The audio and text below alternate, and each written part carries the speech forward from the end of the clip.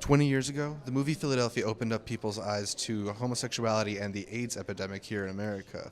Now, 20 years later, we're here at the Prince Music Theater for the anniversary screening of the movie. Let's go inside and listen to Jonathan Demme's Q&A.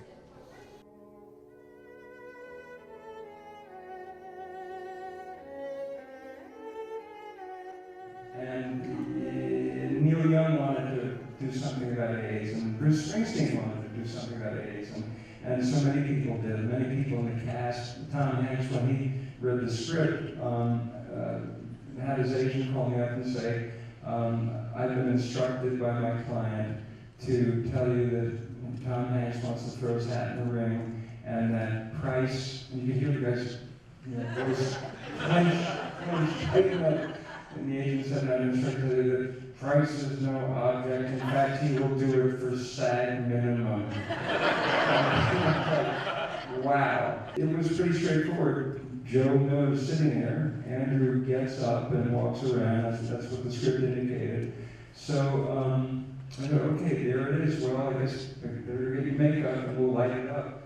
And while Denzel and Tom were getting ready, and Tack Fujimoto again came over to me and said, listen, what would you think if the deeper that Andrew gets into his tell of the opera, if we get very impressionistic and light it as though it's the flames that he's describing in the lyrics of the opera? And I was like, wow, that sounds really good. Do you think we can get away with that? And he was like, yeah, I think it could be pretty good. And Charles Seidelman, the attorney who has the regrets and what have you. And Ron was an actor who I admired very much, and had gotten to know. He's a member of the Worcester Group, a brilliant actor, and a gay actor, who had been a Jesuit priest and a Special Forces paratrooper before coming out of service and becoming an actor in New York. Great guy, oh my God, amazing guy.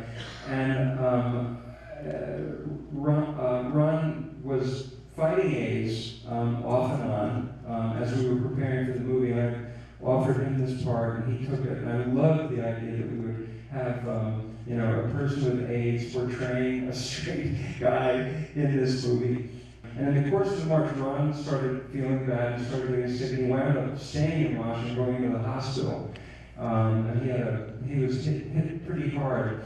And of course, this was like, oh my God, will he not be okay to do the film? So Kenny Utt, one of our producing team, a week before we started shooting, Kenny said, I better go down there and see how Ron's doing, and I'll let him know that we don't want to risk his health, we're not going to push it.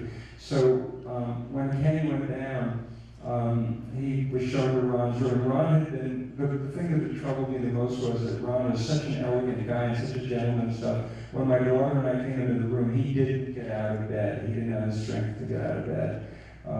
So when Kenny went down, I got a phone call right away saying, JD, it's going to be fine, Ron's going to be fine. And he said, I knew immediately because when I walked in the room, Ron was sitting at the table, having a cup of coffee in his robe, really kind of modeling the fact that he was getting better. So we got invited to the White House. And that was just like, we were so excited about that. We thought, oh my God, we're going to get to show this to the President of the United States. We heard he was inviting the Surgeon General and the head of some committee, what have you, and because Clinton was in by the time it came out. So I was never more jealous in my entire life that I didn't get invited to that. We had high hopes for that thing, and that was the second time I had the honor of going to the White House to show a movie. Citizens Band to Jimmy Carter. But so when you're the director, you get to sit next to the president. So I'm sitting there, and now comes the party scene. And gays in the military on SNL was like really getting a big deal. And I swear to God, when it cut to Antonio and Tom dancing together, Clinton just gets up and has to go to the back. He just didn't even want to see that part. At the end of the day, our feeling was that we had an uphill struggle already to try to find the audience we were seeking, and it was more important to focus on the themes that we were involved with, the prejudice and the solidarity, and it wasn't our job to also be the first Hollywood film that had a gay love scene. We weren't afraid of it. We just felt that it was, we would be biting off more than we could chew.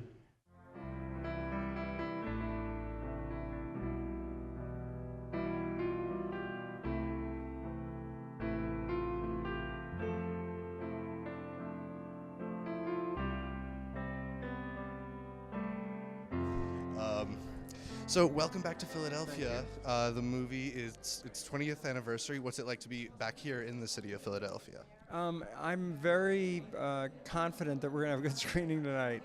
The first time we showed this movie, when we made it 20 years ago, we didn't know if people were going to like it or not. But it's really stood the test of time, and the film was birthed here in Philadelphia. And it's amazing to be here, actually, 2 decades later. Not every movie gets these kind of like anniversary screenings, so I'm very proud to be here on a lot of levels. Do you remember what first brought you onto the project, Philadelphia? Well, yes, a dear friend of mine had AIDS and was, at that point there was no medication that could either, help you have a sustained life or not. So I wanted to make a movie that would then somehow be part of the effort to find a cure for AIDS.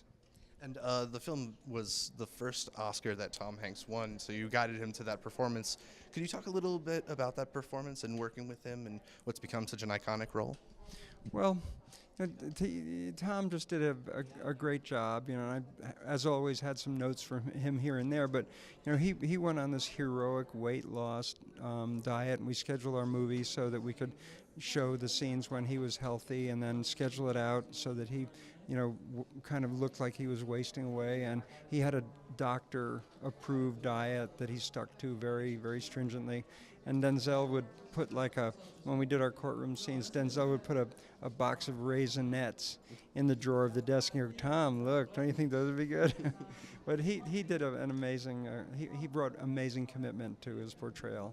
Great. Well, thank you so much for talking to us. Sure, I'll let you get into introduce the movie. So That does it from the Prince Music Theater. Let's check out more of the 22nd Annual Philadelphia Film Festival.